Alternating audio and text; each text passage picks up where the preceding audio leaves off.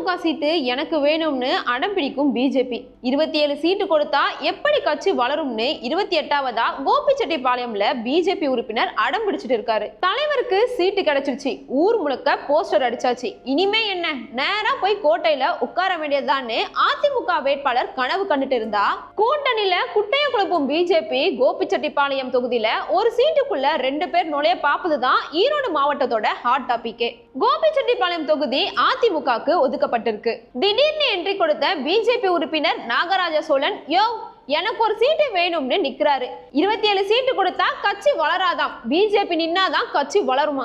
அதிமுகவோட mind voice இப்போ இதுதான். அடே, வெளியே இருந்து அடிக்கிறவனை கூட சமாளிச்சிருவேன், ஆனா கூடவே இருந்து குழி பறிக்கிறவனை எப்படி சமாளிக்க போறனோ. போன முறை விழுந்த அந்த 27,000 ஓட்டு இப்போ யாருக்கு விழும்? தாமரைக்கா ரெட்டை இலைக்கா, இல்ல இந்த சோழன் பிரிச்சு மேய போறாரா?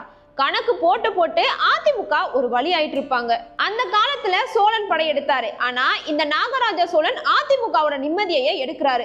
போற போக்க பார்த்தா ரிசல்ட் வரத்துக்குள்ள அதிமுக வேட்பாளருக்கு பிபி ஏறாம இருந்தா சரிதான். தமிழ்நாட்டுல ஒன்னும் இல்லாத பிஜேபிக்கு 27 சீட் கொடுத்ததுக்கே அதிமுகவுல பல பேர் ஷாக்ல இருக்காங்க. இதுல இன்னும் சீட்டு கொடுக்கறது அதிமுகவை எவ்வளவு அடிமையா வச்சிருக்காங்கன்னு தெளிவா தெரியுது. இந்த கூட்டணிக்குள்ள நடக்கிற காமெடியை பொறுத்திருந்து பார்ப்போம். அடுத்த வீடியோல பார்க்கலாம்.